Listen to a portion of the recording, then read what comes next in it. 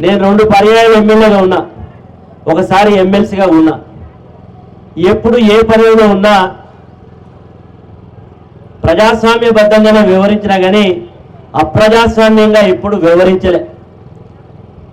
ఎన్నికలు వస్తాయి, ఓట్లు అడగడం, మన విధానాలు చెప్పడం, ప్రజలు నిర్ణయం చేసుకోవడం, ఇది ప్రజాస్వామ్య స్ఫూర్తి. కానీ ఈరోజు భూపాలపల్లిలో ఈ 10వ వార్డు ఎట్లయిపోయిందంటే ఇక్కడికి పాకిస్తాన్ ఇండియా లెక్క అయిపోయింది. ఇది ఇక్కడికి వచ్చే ఓట్లు అడగద్దట, ఇక్కడ ఎవరు పోటీ చేద్దట. ఎందుక ఇంత బలుపు, ఇంత అహంకారం ఎందుకు అని అడుగుతున్నా. ఎందుకు పోటీ చేయొద్దు అంటే బాబు అక్కడ ఉండాలి, బామ్మర్ది ఇక్కడ ఉండాలా? ఇదేనా పరిపాలన? ఇదేనా ప్రజలకు ఇచ్చినటువంటిది అంటే?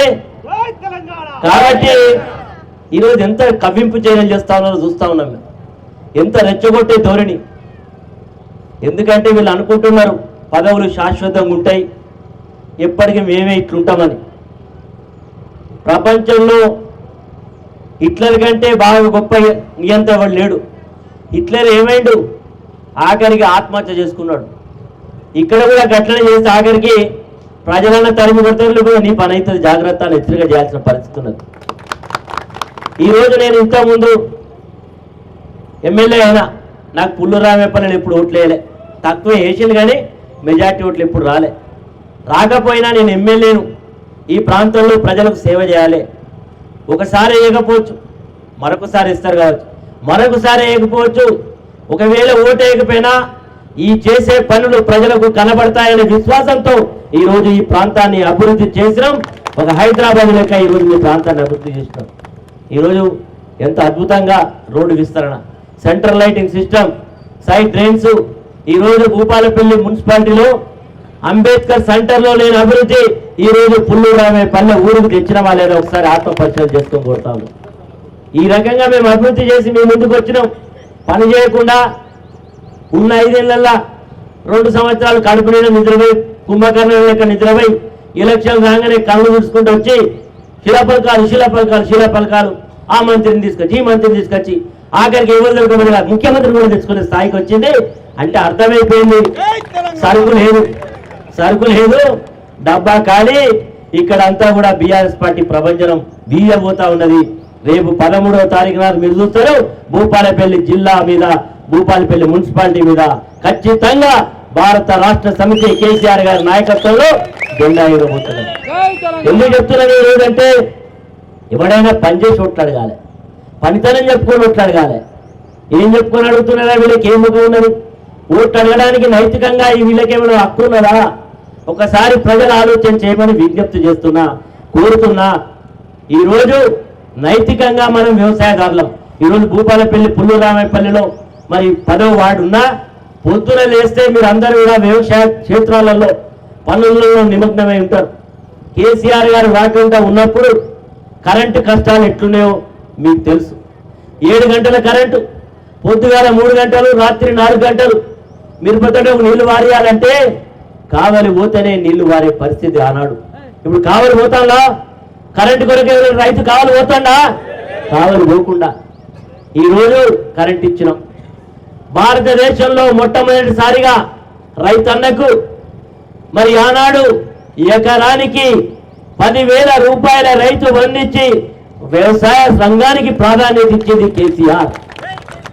10,000 ఇస్తే ఈరోజు ఏం చెప్పిళ్ళు? 10,000 సరిపోతాయా? గా 10,000 ఇస్తారా?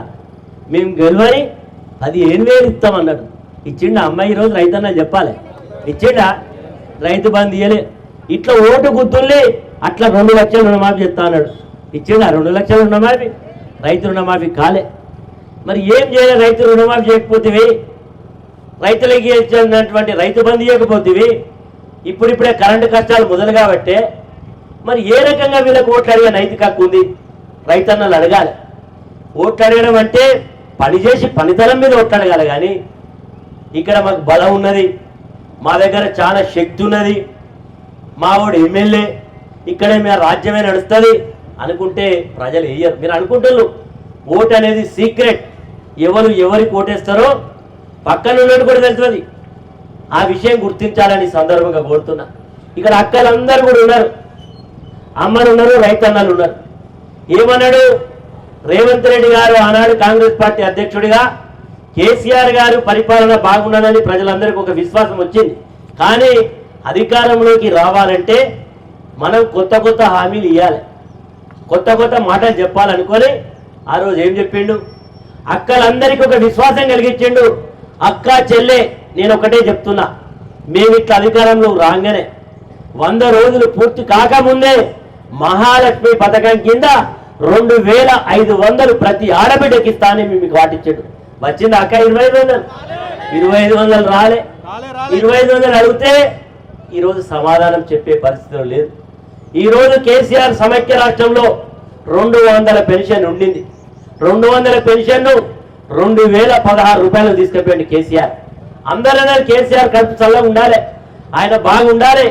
2000 ఇస్తే కొడుకు కోడలు ఏమనకుండా చూసుకుంటాను, గుడిపిత్తలేరు. 2016 ఇచ్చినందుకు కేసీఆర్ పెద్ద కొడుకు అన్నారు. ఈడు చిన్నోడు వచ్చిండు, నేను చిన్న కొడుకుని చెప్తున్నా, అక్క అమ్మ నాయన నేను చెప్తున్నానే, నేను ఇట్లా ఎక్కంగానే 2000 4000 చెప్తా, అవ్వకిత్తా అయ్యాకిత్తా అన్నాడు. వచ్చినాయా 2000 పెన్షన్ 4000? కొత్త పెన్షన్లు అన్నీ వచ్చినాయా? కొత్త పెన్షన్లు అన్నీ వచ్చినాయా? రాలే. ఇప్పటిదాకా భర్త చనిపోయిన వాళ్ళు, వృద్ధాప్యం వచ్చిన వాళ్ళు, అంగవైకల్యం ఉన్న వాళ్ళు తిరిగి మున్సిపల్ ఆఫీస్ తిరిగితే ఒక్క పెన్షన్ కూడా రాలే. వీళ్ళు ఏ రకంగా ఏ ముఖం పెట్టుకొని వచ్చి అడుగుతారు. పెన్షన్ ఇయ్యలేడు, ఈరోజు రైతు బంధు చక్కగా ఇయ్యలేడు. అంతెందుకు మనం రైతులు వాడుకునేటువంటి యూరియా బత్తాలైనా ఈరోజు ఇస్తున్నాడా?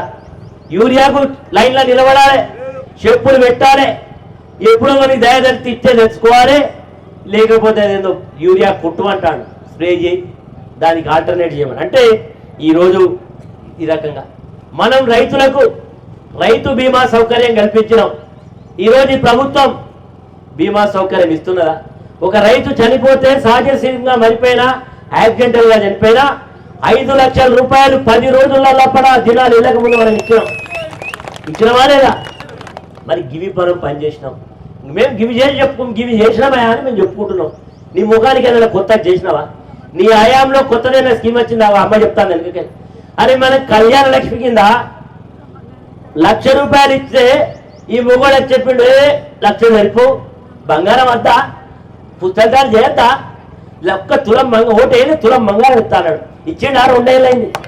మరి తులం బంగారం చేయకపోతే మరి నీ మోసాలు, నీ దగ, నీ అబద్ధాల పునాదుల మీద కదా నువ్వు ప్రభుత్వాన్ని నడుపుతున్నది. ఈరోజు అవి కాకుండా ఈరోజు ఏ రకమైనటువంటి ప్రలోభాలు.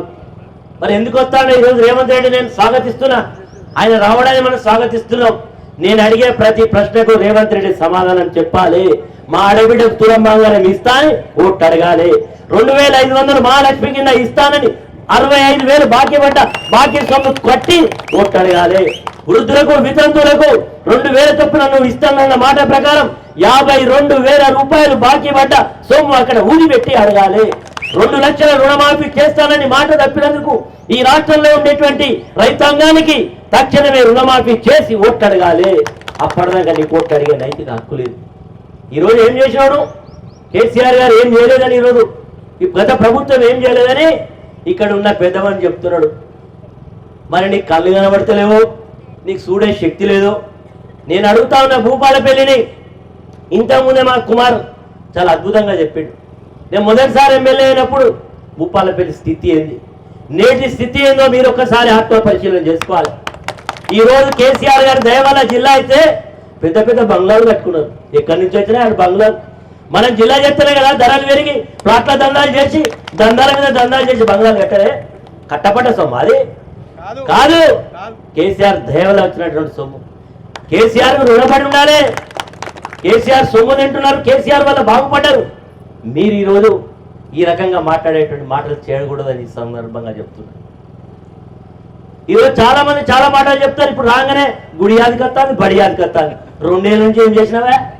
మేము ఆ రోజు శ్మశాన వాటికకు నిధులు శాంక్షన్ చేయించిన, ఆ రోజు ఎంఆర్ఓని పంపించిన, ఆ స్థలాన్ని అక్కడ శ్మశాన వాటిక కట్టమంటే ఈ ఇళ్ళనే ఒకరు ఈడ నా శ్మశాన వాటిక కడితే నా భూమి ధర పోతుందని ఒక ఆయన, రోజు శవాలని తెస్తే భూమికి ధర రాదని ఒక ఆయన.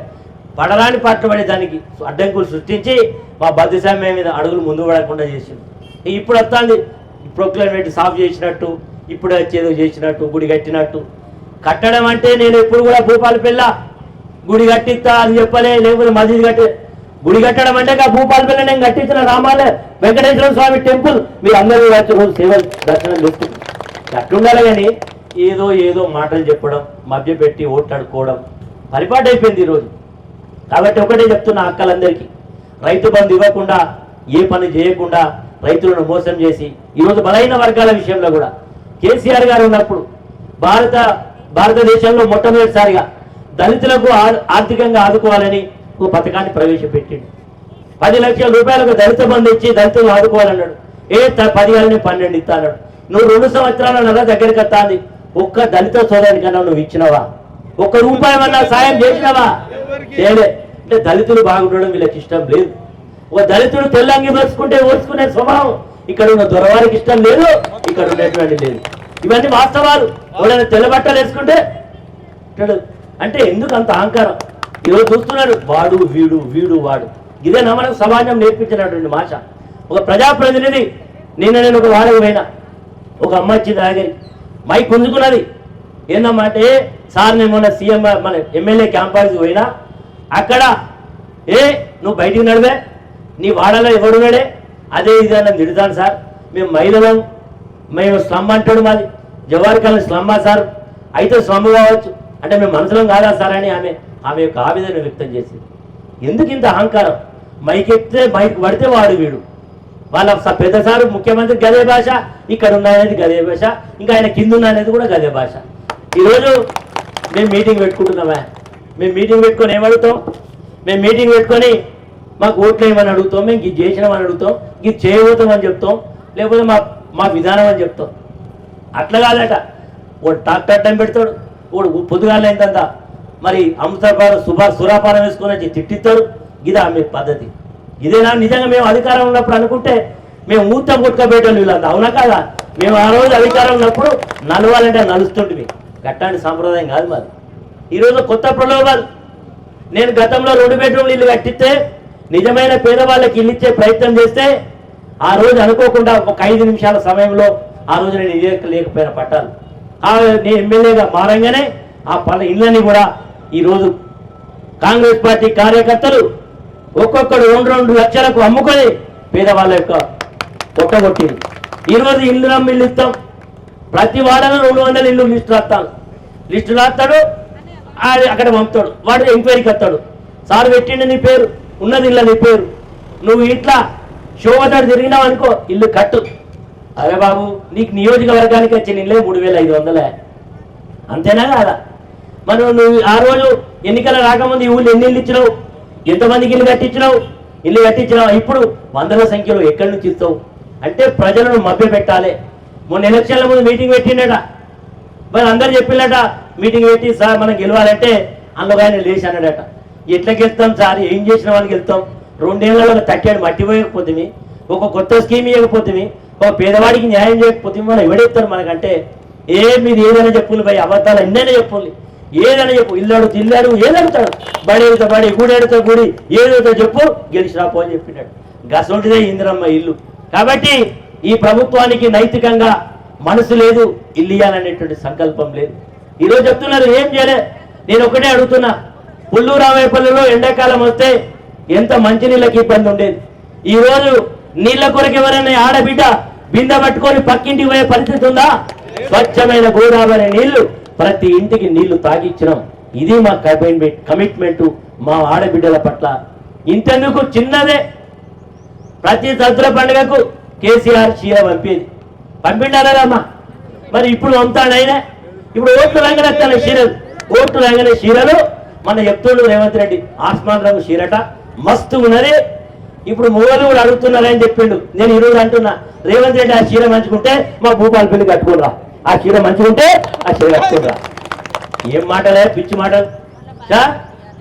నీ భార్య కట్టుకుంటుందా, నీ బిడ్డ కడతారా అంటే ఎంత అహంకారం నెత్తికెక్కిందంటే, నువ్వు సక్రమంగా చీర ఇయ్యలేనోడివి, ఇస్తే ఇచ్చిన ఓట్ల ముందు ఇచ్చుకున్నావు. నువ్వు ఇంత ప్రచారం ఎందుకు, ఇంత ఆర్పాటం ఎందుకు, ఇంత చులకన భావం ఎందుకు? అని ఈ సందర్భంగా అడగాల్సిన పరిస్థితి ఉంది. ఇలా చాలా మాటలు. ఈరోజు తెలంగాణ రాష్ట్ర సాధన కొరకు కేసీఆర్ గారు ఆయన ప్రాణాన్ని పనంగా పెట్టిండు. పెద్దలు చెప్పేది 100 అబద్ధాలలో పెళ్లి చేయమని. ఆ రోజు ఎన్నో చెప్పిండు, ఏదో చెప్పిండు, తెలంగాణ ఉద్యమాన్ని నడిపిండు. ఎప్పుడు కూడా పడుకోనియలే, ఎప్పుడు కూడా అందరినీ నడిపించిండు. కాంగ్రెస్ అయినా జై తెలంగాణ, తెలుగుదేశం అయినా జై తెలంగాణ, కమ్యూనిస్ట్ అయినా జై తెలంగాణ, బీజేపీ అయినా జై తెలంగాణ. ఎందుకు చేసిండు? తెలంగాణ వాదాన్ని ఎత్తుకున్నాడు కాబట్టి, అందరూ ఇష్టమున్నా లేకపోయినా జై తెలంగాణ అన్నారు కాబట్టి తెలంగాణ వచ్చింది. తెలంగాణ వచ్చింది కాబట్టి తెలంగాణ రాష్ట్రం ఈరోజు తెలంగాణ ఒకనాడు కరువుల రాష్ట్రం, తెలంగాణ ఒకనాడు నిత్యం ఆత్మహత్యలు చేసుకునే రాష్ట్రం. ఈరోజు తెలంగాణ అన్నపూర్ణ రాష్ట్రం, భారతదేశంలో ఉండేటువంటి అన్ని వర్గాల ప్రజలకు అన్నం పెడుతున్న రాష్ట్రం. అది వట్టిగానైందా? ఈ పిచ్చోళ్ళు మాట్లాడుతున్న వట్టిగానైందా? ప్రాజెక్టు కట్టింది వాస్తవం కాదా? గోదావరి జలాలను పంట పొలాలకు మళ్లించింది వాస్తవం కాదా? కృష్ణా జలాలను పంట పొలాలకు మళ్లించింది వాస్తవం కాదా? ఈ రోజు గతంలో తెలంగాణ వాదులు వలసలు పోయిళ్ళు, ఇక్కడి నుంచి ఎక్కడికో పోయిళ్ళు, మహబూబ్ నగర్ జిల్లా నుంచి ఎక్కడికో పోయి బతికిళ్ళు, మన వరంగల్ జిల్లా నుంచి భీమండికి ఎక్కడికో పోయి బతకడానికి పోయిళ్ళు, ముంబైకి, భీమండికి, దుబాయ్కి ఎక్కడికో పోయిళ్ళు. ఈ రోజు వరంగల్ మన తెలంగాణ రాష్ట్రానికి వేరే రాష్ట్రాల నుంచి వలస వచ్చి పనిచేస్తున్నది వాస్తవం కాదా? బీహార్ వచ్చి నాటేస్తున్నది వాస్తవం కాదా? ఈ రోజు మన భూపాలపల్లి పట్టణంలో మధ్యప్రదేశోడు, జార్ఖండోడు, ఉత్తరాఖండోడు ఎక్కడెక్కడి నుంచో వచ్చి ఈ భూపాలపల్లిలో బతుకుతున్నది వాస్తవం కాదా? ఈ 10 సంవత్సరాల్లో కేసీఆర్ గారి నాయకత్వంలో జరిగిన మార్పుకు ఇది పునాది కాదా? అడగాల్సిన అవసరం ఉందా లేదా నేను సందర్భంగా గుర్తు చేస్తాను. కాబట్టి అమ్మలారా, ఈరోజు చాలా మాటలు ఇప్పుడు ఇంతకుముందు ఒకటి కాదు చెప్పాలంటే గంట సేపు చెప్పచ్చు. ఒక పక్క ఎండ కొడుతుంది, మిమ్మల్ని నేను ఇబ్బంది పెట్టి తలుచుకోవాలి. కాబట్టి ఈ ప్రభుత్వానికి నైతికంగా ఓట్లు అడిగే హక్కు లేదు. ఏమైనా ఓట్లు అడిగే హక్కు ఉందంటే కేవలం మాకు మాత్రమే ఉంది. అభివృద్ధి చేసినాం, సంక్షేమం చేసినాం, ప్రజల యొక్క అవసరాలు తెలుసుకొని రాబోయే తరాలను దృష్టిలో పెట్టుకొని ఈరోజు భూపాలపల్లిలో గతంలో ఒక కలెక్టర్ని కలవాలంటే ఇక్కడి నుంచి పొద్దుగాల లేచి మొదటి బస్సు పట్టుకొని హన్మకొండ పోతే దయదలిస్తే కలెక్టర్ కలిసేది, లేకపోతే లేదు. మన భూపాలపల్లిలో కనీసం ఆర్టీఓ ఆఫీస్ కూడా లేదు, కనీసం ఇక్కడ ఒక డిఎస్పీ ఆఫీస్ కూడా లేదు. అలాంటి భూపాలపల్లిని ఒక ఎస్పీని కూర్చోబెట్టినాం, ఇక్కడ ఒక ఐఏఎస్ ఆఫీసర్ కూర్చోబెట్టినాం, ఇక్కడ అన్ని రకాల సేవలు తీసుకొచ్చినాం. రిజిస్ట్రేషన్ అంటే మునుక్కోవాలి, రిజిస్ట్రేషన్ అంటే పరకాలం పోవాలి, కోర్టు అంటే మంత్రి పోవాలి, కోర్టు అంటే పరకాలం పోవాలి, హన్మకొండ పోవాలి. ఈ రోజు అన్ని రకాల కోర్టులను భూపాలపల్లికి తీసుకొచ్చి ఈ రోజు అనేక సేవలు చేస్తున్నాం. ఈరోజు భూపాలపల్లి ఏం చేయలే, నేనే మస్తు చేశాను. నువ్వు చేయడానికి ఒక్కటి చెప్పు, ఒక్కటంటే ఒక్కటి చెప్పు. నేను ఈ రోజు ఎలక్షన్లో ఓట్లు అడుగుకుంటా పోతా. నీ 2 సంవత్సరాల 2 నెలల కాలంలో భూపాలపల్లిలో ప్రజలు గుర్తుంచుకునే విధంగా ఒక్క పని చేసిన నేను ఓట్లాడుగా. ఈ రోజు కలెక్టర్ ఆఫీస్ తెచ్చి, ఎస్పీ ఆఫీస్ తెచ్చి, పేద పిల్లలు చదువుకునేటువంటి వైద్య విద్యను, మెడికల్ కాలేజ్ అంటే గతంలో ఒక వరంగల్లో, ఒక హైదరాబాద్ లో ఉండేది. అలాంటిది భూపాలపల్లికి నేను తెస్తా అన్నప్పుడు అందరు నవ్వు కాదు చేసి చూపెడతా అని చెప్పిన భూపాలపల్లిలో మెడికల్ కాలేజ్ తెచ్చిన వారి యొక్క సుట్టపూడి ప్లాట్లు చేసిండు. చేయగానే అక్కడ రోడ్డు కావాలని నేను ఎమ్మెల్యే ఉన్నప్పుడు కూడా వచ్చిండు. నేనన్నా ఈ కూలగొట్టు గిల్లగొట్టు నాతోడు కాదురా భయ్, నేను చేయి అయిపోయానని చెప్పిన. ఈ సార్ రాగానే వాడిని కలిసిండు, ఎంఆర్ఓ ఆఫీస్, ఆర్టీఓ మున్సిపాలిటీ ఆఫీస్కి పోయిండు. వాళ్ళకి చెప్పిండు, చెప్తే వీళ్ళు పోయి కలుసుడు. అయ్యా అంటే వీళ్ళ ముందర ఫోన్ చేసినట్టు డ్రామా చేశాడు. అరే ఏంద్రా ఇంకెప్పుడు కూలగొడతారు, వాడు ఊకే నా దగ్గరికి వస్తాడు, కూలగొట్టా అని చెప్పిండు. రాత్రి వచ్చి కూలగొట్టి కథలు చేసి పడేసి ఆమె కోపం వచ్చి బర్రెలు తోలితే ఇది రమణారెడ్డి చెప్పిండని చెప్పు, లేకపోతే ఆయన చెప్పిండని చెప్పు. ఎవరు చెప్తే నువ్వు కూలగొట్టింది వాస్తవం కాదా? నువ్వు కూలగొట్టి ఒక ఆడబిడ్డను రోడ్ ఎక్కించింది వాస్తవం కాదా? ఒక బీసీ ఆడబిడ్డ ఏడుస్తున్నది వాస్తవం కాదా? ఎందుకు ఇంటారు? ఈ రోజు ఒక ఇల్లు కావాలని అమ్మబోతే నువ్వు రేపు తెచ్చరానే నీకెళ్ళి ఇంటికి వెళ్ళి అంటాడట. ఎంత అహంకారం, ఎంత బలుపు! అవసరమా? ఇంత అవసరమా? ఆలోచించుకోని కోరుతున్నా. నేను ఎమ్మెల్యే క్యాంప్ ఆఫీసులో నేను 5 సంవత్సరాలు కూర్చున్నా. ఎవరు ఎప్పుడు వచ్చినా, ఏ పార్టీ వాడు వచ్చినా, ఏ మతం వాడొచ్చినా, ఏ కులం వాడొచ్చినా నిలబడితే కూడా కూర్చోబెట్టే బాబు కూర్చోవాలి, కూర్చోనగానే నీతో మాట్లాడతాను, కూర్చోబెట్టి మాట్లాడి ఆయన యోగక్షేమాలు తెలుసుకొని చేయగలిగిన సాయం చేసి పంపించింది నా సాంప్రదాయం. ఈరోజు సాంప్రదాయం ఏంది? గడవ్ గడవ్ ఏం నీదేమన్నా రాజరీపో కోట అనుకుంటున్నావా? యువతి వేను ఎక్కడి నుంచి వచ్చిన వేను నా జెండా మోసిన అవే ఏందే? ఎవర్రా వాడెవడో పాపం వాళ్ళ పార్టీలో ఆయన టికెట్ అడిగాడు, నా బ్రాహ్మణుడు కటింగ్ చేస్తాడు. ఆ టికెట్ అంటే వీడు బొత్తులా తిరుగుతాడు, వీడు మంగళుడు, నీకు చెప్పచ్చునా నీకు చెప్పచ్చునా ఇవన్నీ బతుకు అంది పుట్టుకతో మనం ఏ కులంలో ఉంటాం మనకి ఎరగనా నేను ఒక కులంలో పెట్టినా నువ్వు కులం ఏ కులం పెట్టినా మనదంతా కూడా మనుషులం మానవత్వం కలిగిన కులమే మనది. ఈ రోజు ఇప్పటికి కూడా రాజ్యాంగం భారతదేశానికి స్వాతంత్రం వచ్చినా ఇంకా మార్పు రాకపోతే ఏ యుగంలో ఉన్నాం అనుకుంటున్నా నాకు అర్థం కావడం లేదు. కాబట్టి వీళ్ళకు ఉండేటువంటి అహంకారాన్ని దించే శక్తి కేవలం మన దగ్గర మాత్రమే ఉంది, అది ఓటుకే ఉంది మాత్రం. ఓటు ద్వారానే ఈ ప్రభుత్వాన్ని బుద్ధి చెప్పాలి, ఈ ప్రభుత్వాన్ని బుద్ధి చెప్పాలి. రాబోయే 2 సంవత్సరాల సమయంనైనా ఒళ్ళు దగ్గర పెట్టుకొని పనిచేయాలంటే ఇక్కడ భారత రాష్ట్ర సమితి అభ్యర్థి కౌన్సిలర్ గా గెలవాలి, భూపాలపల్లి మున్సిపాలిటీ గెలవాలి. గెలిచినప్పుడే ప్రజలకు న్యాయం జరుగుతుంది, పేదలకు న్యాయం జరుగుతుంది, కనీసం మనుషులను మనుషులుగా గుర్తించే సాంప్రదాయాన్ని కొనసాగుతుంది. కాబట్టి అక్కలందరినీ కోరుతున్నా, ఇక్కడ వచ్చినటువంటి అక్కలే కాదు, ఇక్కడ వచ్చిన అన్నలే కాదు, మీరు రేపు పొద్దుగాల టైం ఉన్నది, ఎల్లుండి టైం ఉన్నది, 2 రోజులు టైం ఉన్నది. మీరు పని చేసే దగ్గర మీరు 10 మంది కలిసిన కాడ నేను చెప్పింది తప్పున్నదా లేదా మీరు చర్చ పెట్టుకోవాలి. ఒకవేళ నేను తప్పని అంటే నేను రాజకీయాల నుంచి స్వస్తి చెప్తా, ఓటు కూడా అవునా కాదో మీరు ఆలోచన చేసుకున్నారు. ఒక్కడే కూడా తప్పు చెప్పలేదు, వాస్తవం ఇదంతా. వాస్తవాలు చర్చించి ఎవరైతే వాస్తవాలకు దగ్గరగా పరిపాలన చేస్తారని మీ విశ్వాసాన్ని వ్యక్తం చేస్తారో అలాంటి వ్యక్తులకే అవకాశం ఇవ్వమని మిమ్మల్ని అందరినీ కూడా కోరుకుంటూ, ఓడినా గెలిచినా మీ మధ్యలోనే ఉన్నాం. ఓడిపోతే పారిపోం, గెలిస్తే అహంకారంతో విలవీగం. ఓడినా గెలిచినా ఒకే పద్ధతిలో ఉంటూ ఒకే పద్ధతిలో కొనసాగుతాం. రాబోయే 2.5 సంవత్సరాలు నిజమైన ప్రతిపక్ష పాత్రను పోషిస్తాం. ప్రజలకు ఇచ్చిన వాగ్దానాన్ని ప్రభుత్వం అమలు చేయకపోతే మెడలు వంచి అమలయ్యేదాకా మా పోరాట కార్యక్రమాన్ని కొనసాగిస్తామని మాట ఇస్తూ